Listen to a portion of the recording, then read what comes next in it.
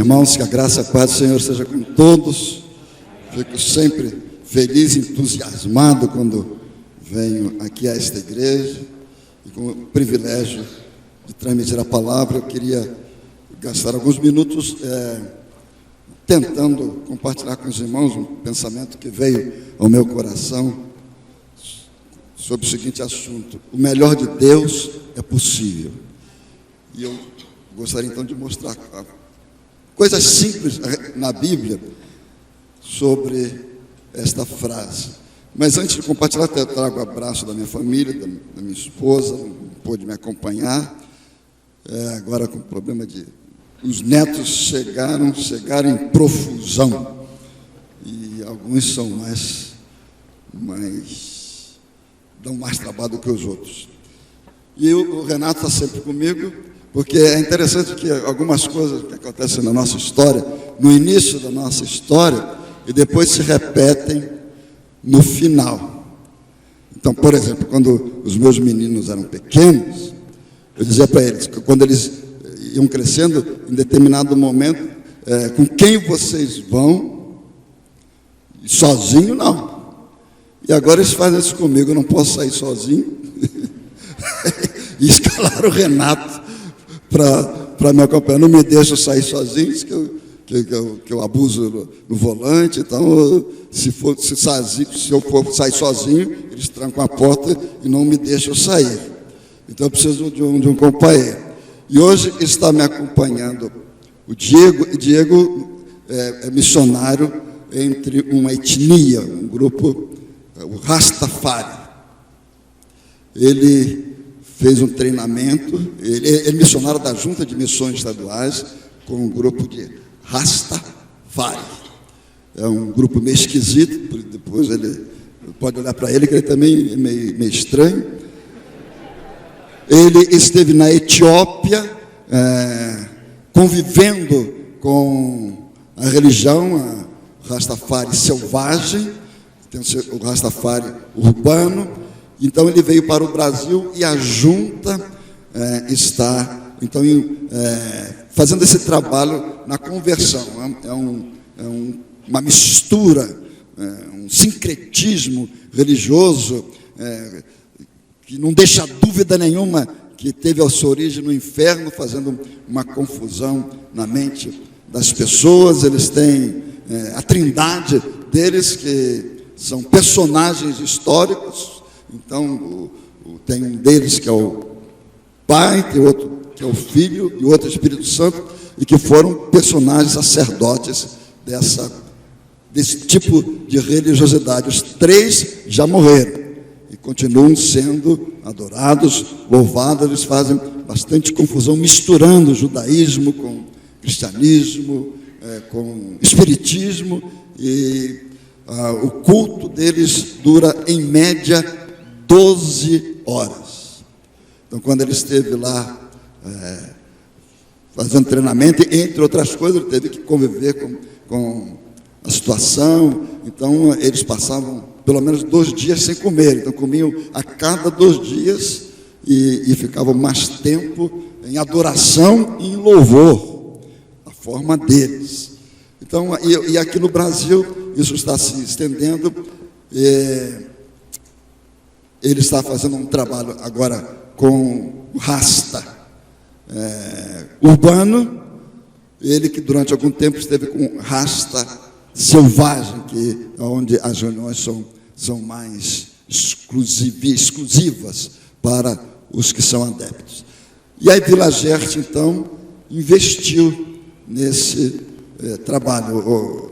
Ele conversou com o pastor Jorge também ficou interessado em participar deste movimento. Então, ele coordena o trabalho missionário com este grupo diferente, que não seria alcançado de uma forma assim mais tradicional, normal. Então, é mais ou menos parecido com a expressão de Paulo: fiz-me de grego para ganhar os gregos, fiz-me de gentil para ganhar os gentios. Então, ele se fez. Então, ele foi recebido, e há uma com relação a ele, aqui no Brasil, que ele entra em qualquer comunidade destas, porque ele esteve na terra santa deles, que é a Etiópia. Então, esse período, quando ele chega, então, num qualquer agrupamento, e eles sabem que ele foi à Etiópia, que a Terra Santa fez contato lá com a origem desse movimento. Então, ele vai em qualquer lugar, entra, e no final sempre dá uma palavra para ele. Então, como ele conhece os termos, conhece a linguagem, conhece tudo, ele começa dizendo o que eles querem ouvir, e depois diz o que eles precisam ouvir. Então, estou dando essa palavra, ele está indo comigo, amanhã vamos para a Semana Batista em Presidente Prudente. Eu vou falar amanhã à tarde aos pastores do estado de São Paulo, e ele vai, durante a convenção, ele vai ter momentos em que vai dar o seu relatório dessa atividade singular. O melhor de Deus é possível. Há alguns temas na Bíblia que nós talvez nunca conseguiremos atingir o que esse tema, o que essa expressão, o que essa palavra, o que esse ensino tem na sua plenitude. Por exemplo, para ser bem objetivo, Trindade. Um Deus só, único Deus, verdadeiro, Criador de todas as coisas, mas que se manifesta através do Pai, do Filho e do Espírito Santo. A fé me dá condições de não discutir, de simplesmente reconhecer esta Trindade bendita. Mas a racionalidade deste ensinamento foge à lógica humana. Afinal de contas, é um Deus só ou são três? Aí a fé grita, mas a razão questiona. O único Deus que se revela aos que acreditam nele, na pessoa do Pai, do Filho e do Espírito Santo. A fé torna a coisa mais simples, mesmo que a razão questione. Mas as provas, as bênçãos, as intervenções, a presença desse Deus trino e triuno na nossa vida e na nossa história aquietam o nosso coração e descansam a nossa mente, para que nós não fiquemos perturbados, para que não dê um nó na nossa mente. Há algumas expressões bíblicas que aparecem na Bíblia com relação ao tema, que de uma certa forma nos ajudam a pensar na Trindade sem ficar confuso. Façamos o homem conforme a nossa imagem e a nossa semelhança. Não foi só um Deus que criou, porque o livro que registra a criação de tudo, e inclusive a criação do homem, usa a expressão no plural, façamos. Está já implícita Pai, Filho e Espírito Santo. Quando Jesus é batizado, os teólogos usam a descrição evangélica do batismo de Jesus e nos apresenta ali no batismo de Jesus as três pessoas. É como se ele se ajuntasse num determinado momento da história, para dar alguma ideia do que isso efetivamente é. Jesus está sendo batizado, é a pessoa do Filho. Uma pomba aparece simbolizando o Espírito Santo. É por isso que, vez por outra, em alguns lugares, em alguns cânticos, em algumas ilustrações, quando se refere ao Espírito Santo, o símbolo é de uma pomba. E o Filho está sendo colocado na água por João Batista. Jesus, em determinado momento da sua pregação evangélica, da implantação do seu evangelho na história, ele declara: eu e o Pai somos um. Eu introduzi isso porque eu quero mostrar, pelo menos numa tentativa simplória, de que o melhor de Deus é possível, porque vez por outra, mesmo quando não há muita confusão, a gente pode olhar para a Bíblia e pensar em paradoxos. Por exemplo, vou usar um aparente paradoxo para mostrar aonde eu quero chegar. Em João 10, 9, Jesus Cristo diz assim: eu sou a porta. Se alguém entrar por mim, será salvo. Entrará e sairá e achará pastagem. Jesus é que está dizendo isso em João 10, 9. Jesus está dentro da história, fisicamente na terra, e ele afirma: eu sou a porta. Se alguém entrar por mim, salvar-se-á. Entrará, sairá e achará pastagem. Agora a gente vai para um texto em que Jesus está falando, não mais fisicamente na história, já retornou à casa do Pai, já retornou do lugar de onde ele veio, e ele então usa a mesma figura, mas não tem nada a ver com ele.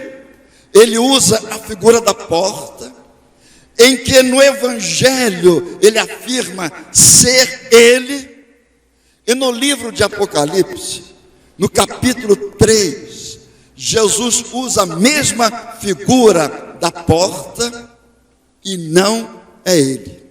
Se vocês quiserem conferir, Apocalipse capítulo 3, versículo 20. Diz Jesus, na visão, na ilha de Patmos, dada a João. Jesus está falando: eis que estou à porta e bato.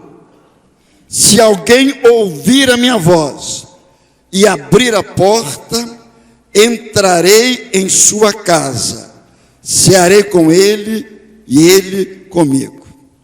Afinal de contas, Jesus é a porta ou ele está batendo na porta?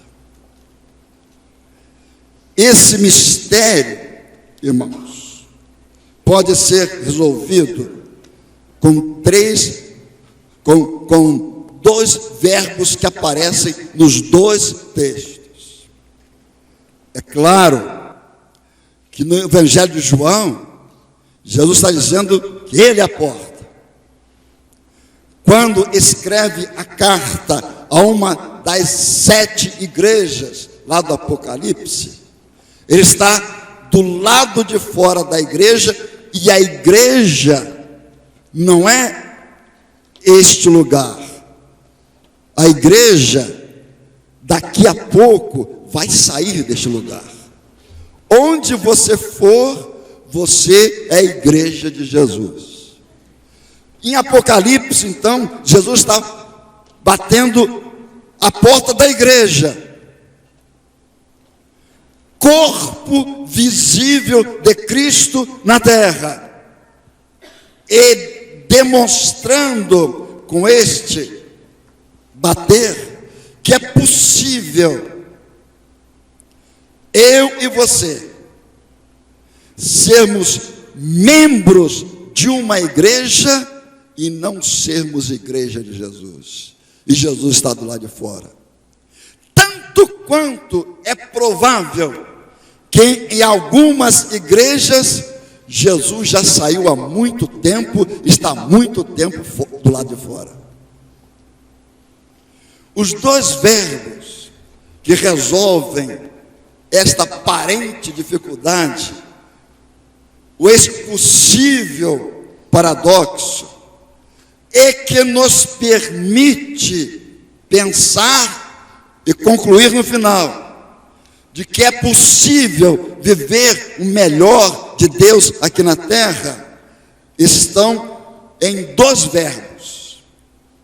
Um que aparece na primeira declaração de Jesus em João: eu sou a porta. O outro verbo aparece na segunda declaração de Jesus em Apocalipse: eis que estou à porta e bato. Os verbos são entrar e abrir.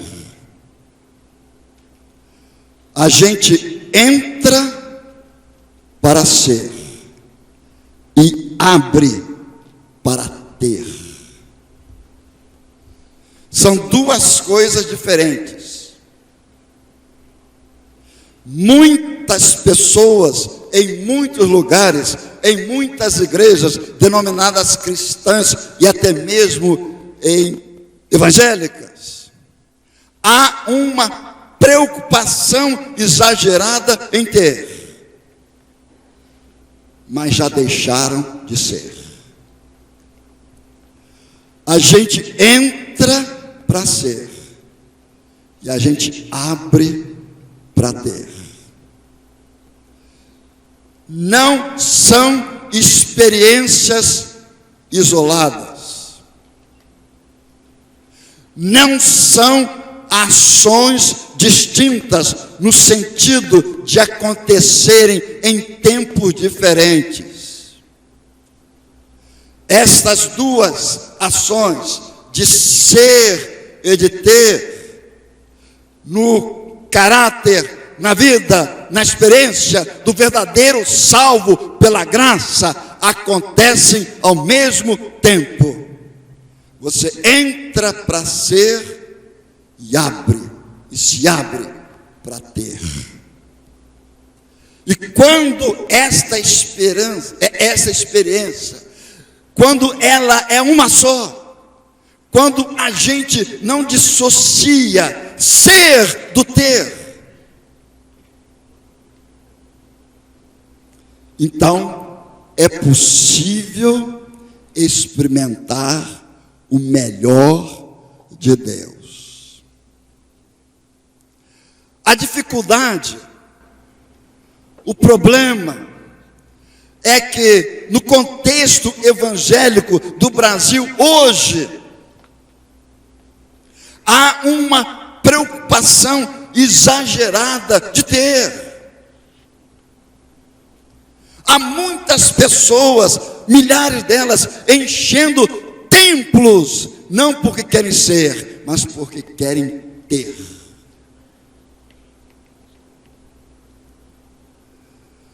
E a experiência que abençoa alguém e faz com que esta pessoa receba o melhor de Deus quando ela deseja ser. E porque ela é, e porque o desejo sincero da sua alma é ser, recebe. Tem o melhor de Deus para a sua vida. Eu quero deixar bem claro, e eu creio até que é a preocupação do próprio Espírito de Deus, para a minha alma e para a sua mente. é que estas duas ações são momentâneas, definitivas, conjuntas e indissociáveis. Há uma probabilidade muito grande de alguns que aqui se encontram ainda não receberam o melhor de Deus, porque até hoje se preocuparam em receber coisas, de ter coisas de Deus. O que os dois textos se complementam é para capacitar, para induzir, para deixar bem claro que quando você autenticamente, eu vou sugerir algumas coisas que eu e você somos quando entramos. Nós entramos para ser. Vou então sugerir algumas coisas que eu e você só somos quando entramos. E depois eu vou sugerir algumas coisas que nós recebemos quando abrimos. E essas ações de entrar e abrir têm que ser coincidentes. Elas não podem ser dissociadas, mas elas têm que ser autênticas, genuínas, para que ocorra o melhor de Deus na minha vida. E eu vim para este encontro porque eu gostaria de receber nesta noite o melhor de Deus para a minha vida.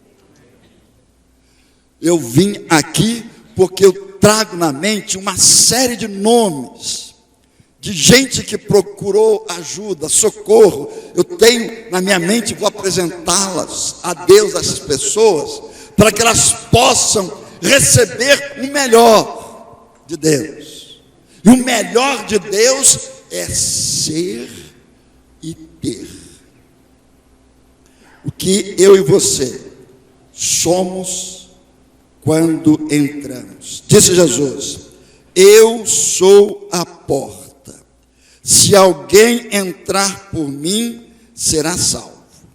Entrará e sairá e achará pastagem.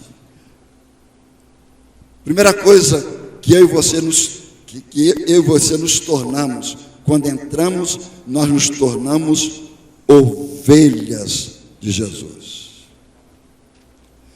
Essa consciência de que você entra para desfrutar dos pastos verdejantes.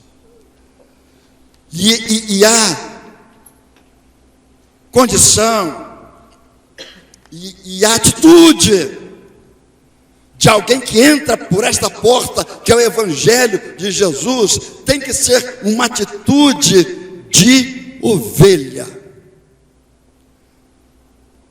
absurdamente dependente do pastor. O que acontece com quem é salvo é que num determinado momento ele tem absoluta consciência de que está perdido, ou vai eternamente perdido para a eternidade, ou então ele entra pela porta e o pastor segura, cuida e salva. Depois que você entra por esta porta, quando você de forma definitiva diz: Jesus, o Senhor é o pastor da minha alma.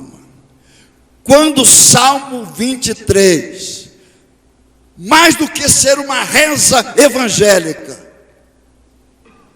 mais do que ser um credo religioso, se torna a mais profunda da sua experiência, você entra e se torna, e ao mesmo tempo você recebe.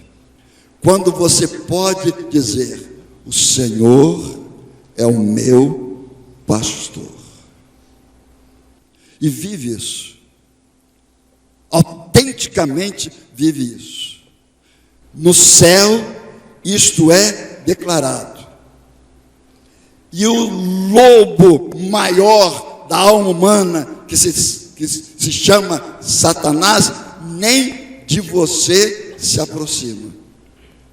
Porque ele olha para você, vê uma ovelha que não tem em si, na sua natureza, nenhuma possibilidade de defesa, não tem garras, não sabe encontrar água, dificilmente vai se alimentar convenientemente, frágil, mas ele não vê a ovelha fragilizada, porque ela vê ao lado desta ovelha o pastor.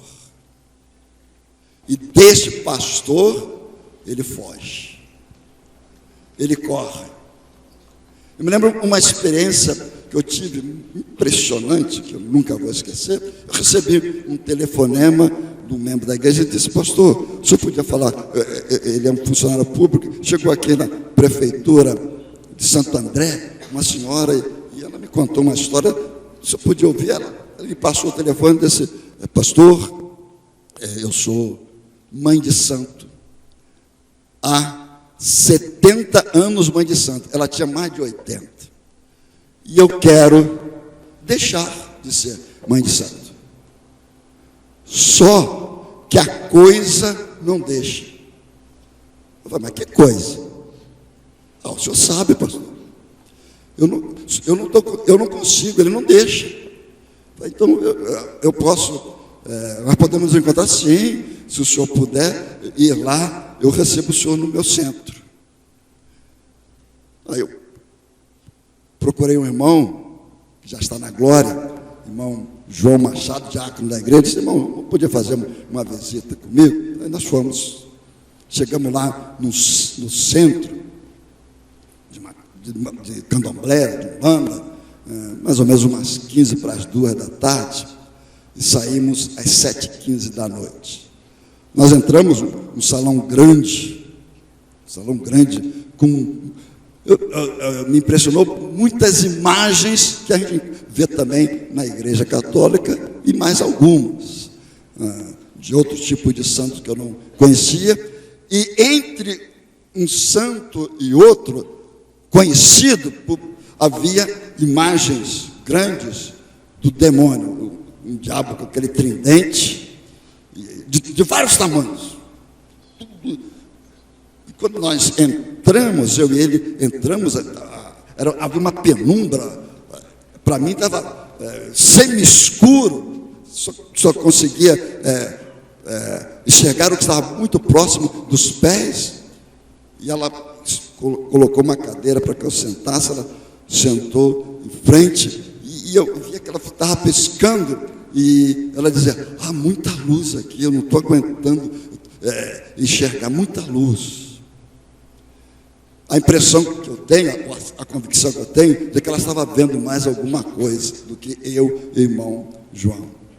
Conversamos muito, orei e saí. Marcamos um novo encontro na semana seguinte. Quando voltamos, estava ela e mais 5, mais 3 mães de santo e 2 pais de santo. Ela e mais 5. Aí chegamos, ela disse: pastor, esses aqui eu encaminhei no candomblé. Eu queria que o senhor também ajudasse eles a saírem, porque eu não queria deixá-los nessa desgraça. Conversamos, oramos.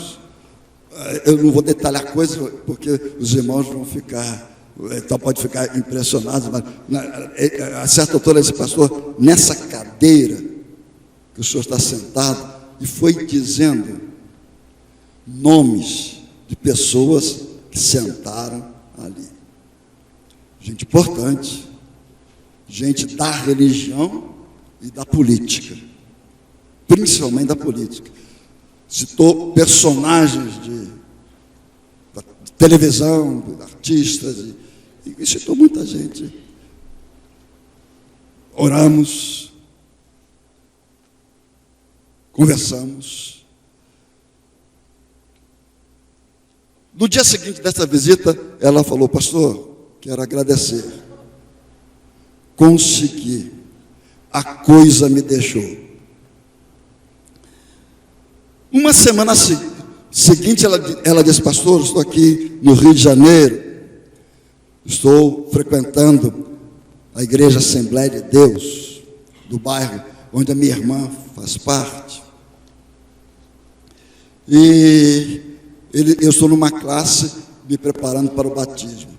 2 meses depois, ela me liga: pastor, o senhor podia vir assistir o meu batismo? Os meus filhos na fé vão vir também para serem batizados. Aquela mulher, ela era, eles chamam, cavalo do diabo. De repente, a porta abriu, ela entrou e se tornou ovelha de Jesus. Ser é mais do que ter. Você é ovelha de Jesus. Você é ovelha de Jesus. Porque quando se é ovelha autêntica, genuína, você se torna também mais uma coisa de Jesus, mais um atributo, mais uma qualidade. Você, além de ovelha, você se torna discípulo. Discípulo não é simplesmente quem aprende. Discípulo é uma pessoa que aprende e imita o seu mestre. Houve um filme famoso lá na antiguidade, na minha antiguidade, chamada Imitação da Vida. Só aqueles que conviveram com Noé e conseguiram assistir esse filme. Pois bem, o que Jesus queria que cada ovelha se tornasse é que, enquanto viverem aqui na terra, imitem o que Jesus é. Você e eu, se somos ovelhas do bom pastor, nós somos imitadores dele. Há alguma coisa na sua casa, na sua família, algum gesto, alguma palavra, alguma atitude nos seus relacionamentos que lembram Jesus em algum momento, em alguma vez? Quando eu entro pela porta, eu me torno pastor, eu me torno ovelha do bom pastor e me transformo no imitador de Jesus.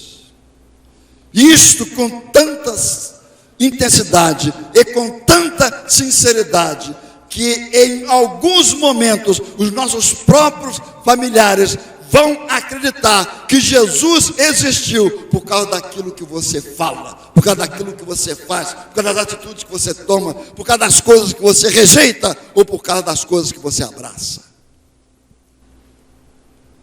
É preciso ser. A gente entra pela porta para ser. De Jesus, ovelha.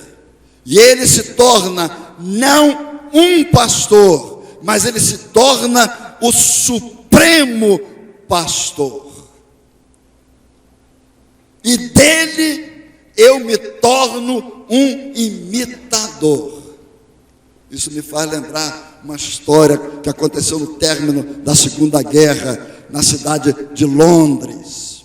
Alguns soldados que voltaram lá da guerra, estavam voltando da guerra no seu final, estavam andando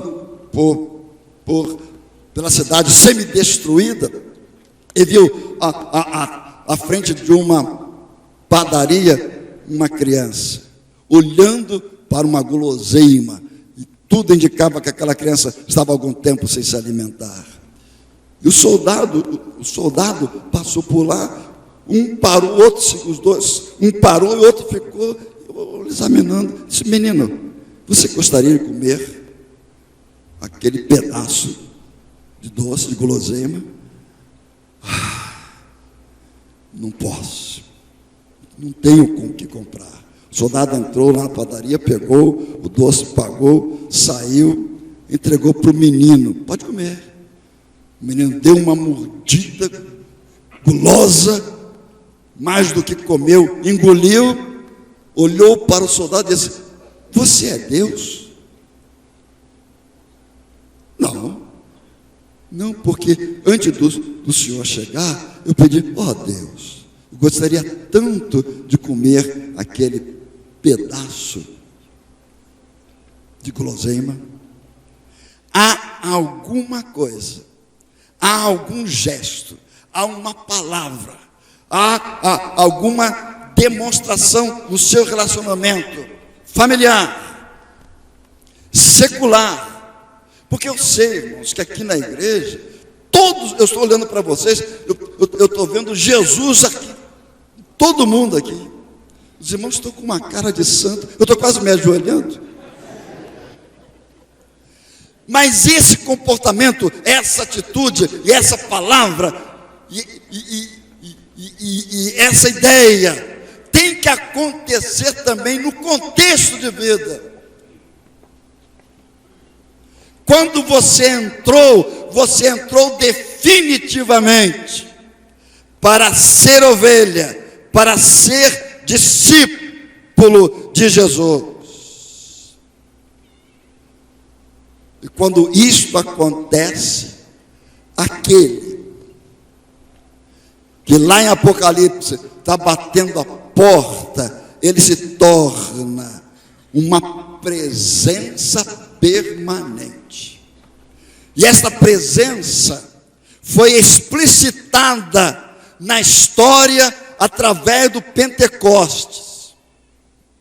Jesus deixa de ser uma presença física e agora se torna uma presença espiritual, na alma, na mente e no coração das pessoas que acreditam nele. E Jesus então caminha na terra dentro da minha alma, do seu coração e da nossa mente. A gente tem alguma coisa que só recebemos porque entramos. Há uma expressão que Jesus usa, irmãos, isso me deixa muito emocionado toda vez que eu olho para esse texto. Quando Jesus diz assim: já não vos chamo servos, mas tenho vos chamado amigos. Eu creio que quase todos nós, se não todos, já tivemos alguma experiência na vida do valor de determinado amigo. Alguns aí fora chamam da tal carteirada. Conhece fulano, conhece ciclano. Meus irmãos, é absolutamente imprescindível de que no mundo espiritual, os demônios, os espíritos malignos que estão povoando a terra, olhem para você e reconheçam em você alguém que entrou para ser de Jesus ovelha, discípulo e discípula, amados pelo grande e supremo pastor de todas as ovelhas que se voltam para ele. Eu preciso entrar, mas eu preciso abrir. Esta porta, a qual Jesus se refere em João, ela é diferente da segunda porta, a qual ele menciona em Apocalipse, por um fato muito claro e muito simples. Esta primeira porta está sempre aberta. Há uma música bem antiga também vocês estão olhando para um pregador antigo, que dizia: porta aberta. Jesus é a porta, sempre aberta. E nem sempre o ser acontece juntamente com o ter.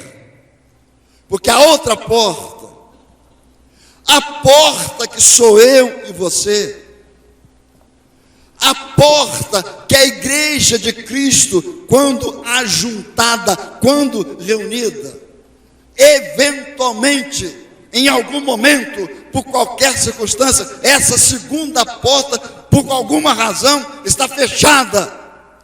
A primeira está sempre aberta. E, eventualmente, a segunda, que representa eu e você. Nem sempre estamos abertos e plenamente disponíveis para que o Espírito Santo possa agir e fazer com que eu e você experimentamos, particular e pessoalmente, o melhor de Deus para nós. E eu gostaria de convidar para que nós oremos, para que isso aconteça nesta noite. Que haja essa impenetrabilidade, essa impenetração, esse ajuntamento de ações, que o ato de ser corresponda ao ato de ter. Porque o que eu preciso é entrar, o que eu preciso é abrir. Eu entro pela porta que nunca se fechou, Jesus, e digo a Ele: Jesus, a porta da minha mente, a porta da minha inteligência, a porta das minhas emoções, a porta do meu coração, a porta da minha vida, a porta da minha história, eu agora escancaro e tiro a tranca, para que o teu Espírito me possua, me domine, me oriente, me ajuda e me encha. Ser e ter são coisas que no plano de Deus devem ocorrer simultaneamente ao mesmo tempo. Porque alguns de nós que eventualmente já entramos pela porta, estamos esperando ter algumas coisas que já foram disponibilizadas. E no momento certo, elas ou estão acontecendo ou vão acontecer. Ser e ter, sob o propósito de Deus, no desejo do Evangelho, são coisas que acontecem com a experiência de vida de alguém que realmente tem a consciência e a convicção de que é ovelha de Jesus, que é discípula de Jesus, foi curado por Jesus, foi libertado por Jesus, tem seu nome escrito no livro da vida, porque foi salvo por Jesus. Essa pessoa vai recebendo coisas, instrumentos, material, para ser usado para a glória de Deus. Qual o segredo de Paulo por ter sido usado de forma tão eloquente? Há dois textos que eu quero concluir.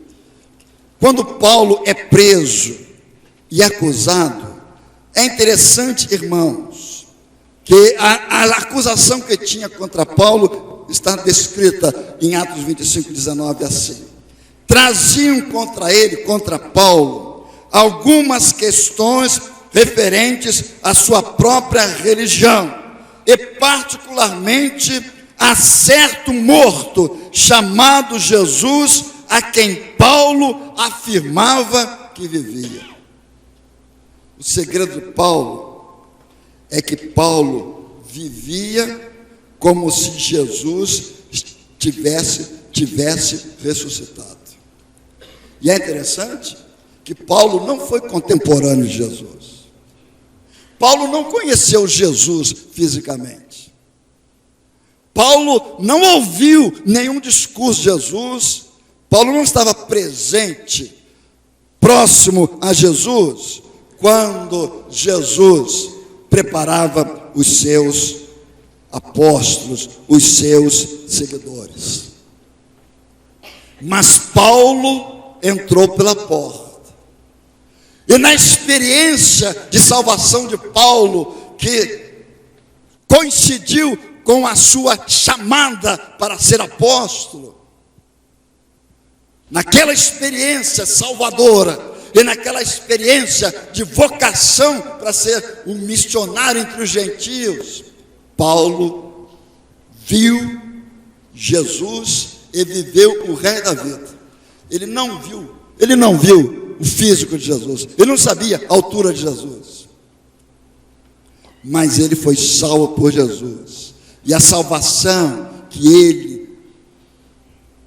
experimentou, e a porta pela qual ele entrou, deu a Paulo a convicção de que se ele vivesse 200 anos, 100 anos, ele viveria na presença de um Salvador vivo.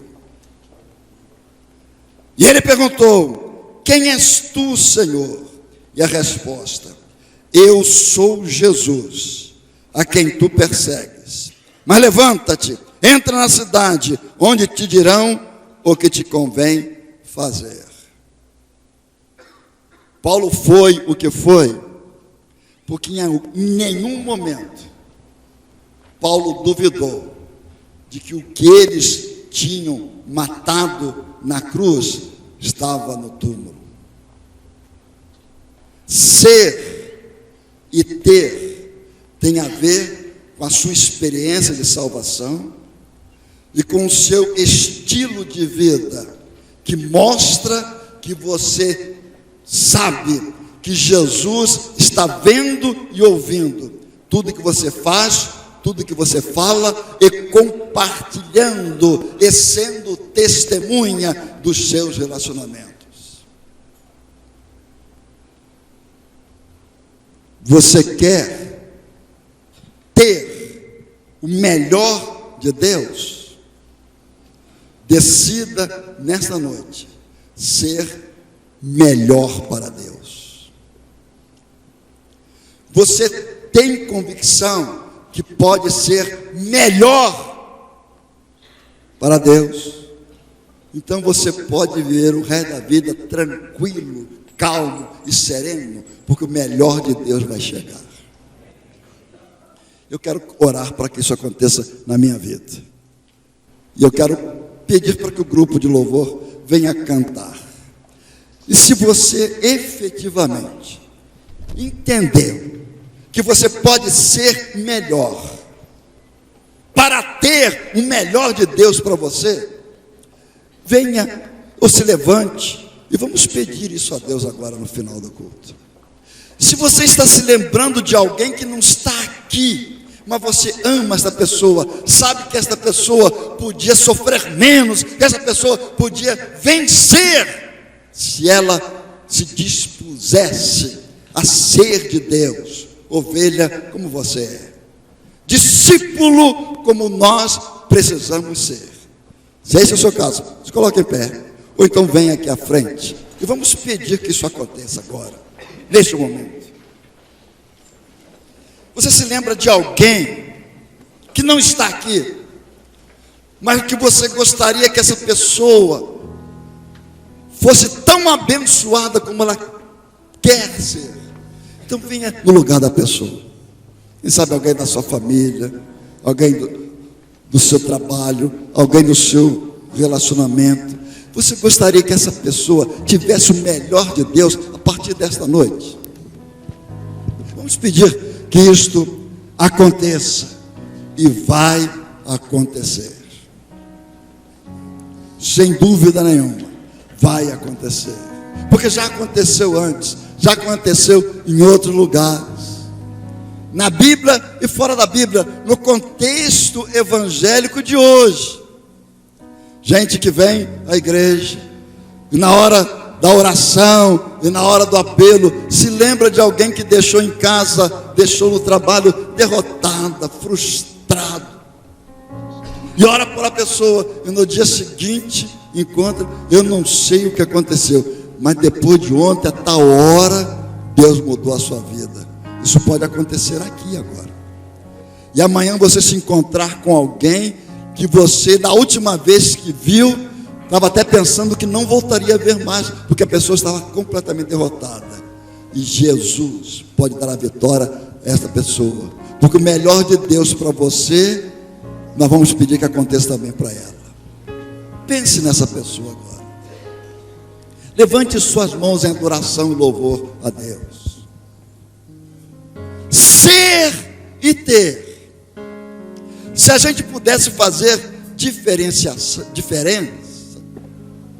ser é mais importante do que ter. Você pode até ter e não ser, e não se sentirá completamente realizada e satisfeito. Mas se você efetivamente se você escolher ser, o ter vai ser consequente, automático. Há muita gente tendo e não sendo, e vivendo uma vida incompleta.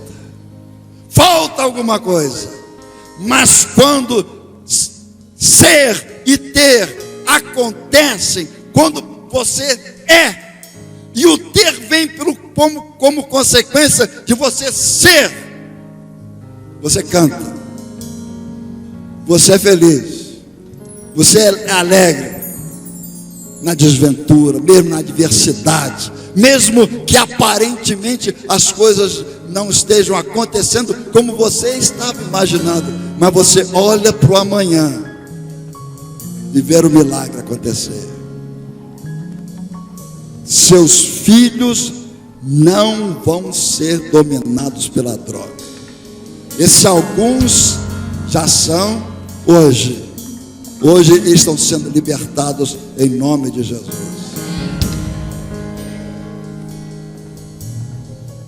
Vamos cantar. Deus é grande, mas pensa em mim, acima de tudo está o Senhor, acima dos meus medos, acima das minhas aflições.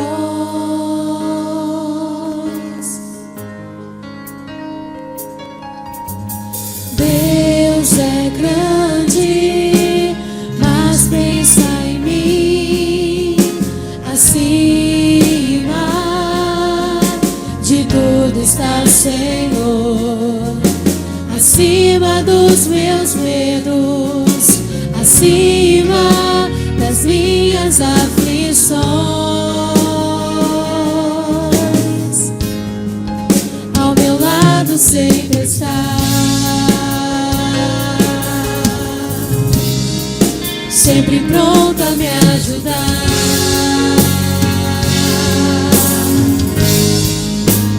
Pode passar o tempo que for, vou seguir confiando em seu amor. Sei que vou viver o melhor de Deus. Vou confiar e esperar, lutar e vencer. Eu viverei o melhor de Deus.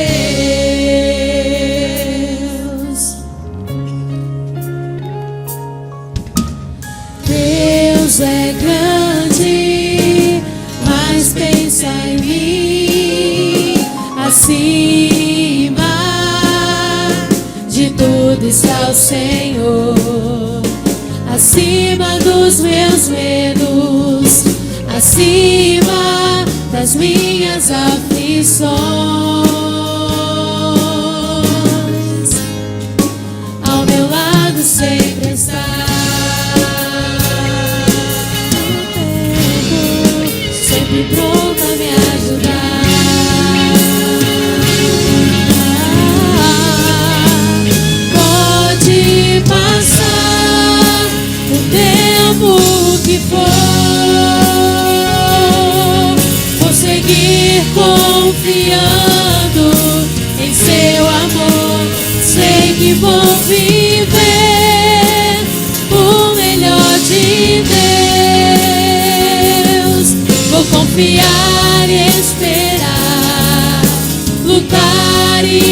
vencer. Eu viverei o melhor de Deus, mesmo que pareça impossível, mesmo que não haja solução. Eu confio em Ti, eu espero em Ti. Pode passar o tempo que for, Senhor, vou seguir confiando em Seu amor. Sei que vou viver o melhor de Deus. Vou confiar e esperar, lutar e vencer. Eu viverei o melhor de Deus. Eu viverei o melhor de Deus. Põe a mão sobre o teu coração, se você tiver liberdade. Põe a mão sobre o teu coração. Vai orando ao Senhor, levantando esse clamor, confirmando aquilo que foi ministrado nesta noite, sobre a tua vida, sobre aquela pessoa que você pensou, imaginou, aquela pessoa que você projetou, que você está no teu coração, mas você projetou de crer nesse poder de Deus sobre a vida dela, em nome de Jesus, que você possa continuar perseverando, vai orando, vai continuando a levantar um clamor, meu amado. Sempre o Espírito Santo vai movendo, vai realizando, vai libertando, quebrando cadeias, derramando a unção que despedaça o jugo, em nome de Jesus, Senhor. Essa palavra ministrada nesta noite, sela com o teu poder, sela com o poder do teu Espírito Santo, sobre os que estão aqui, sobre os que a ouvirem, sobre os que estão mencionados diante do Senhor em oração, em nome de Jesus. Aonde estiverem, em qualquer lugar que estiverem, visita-os com o teu poder, quebrando cadeias, grilhões e podendo ser e viver o melhor do Senhor e ter o melhor do Senhor, em nome de Jesus, amém, amém. Pode aplaudir bem forte ao Senhor, pode aplaudir bem forte ao Senhor. Se você tiver liberdade, dá um abraço a alguém que está perto de você, declare ao Senhor, te ama e tem um propósito na tua vida, aleluia, aleluia.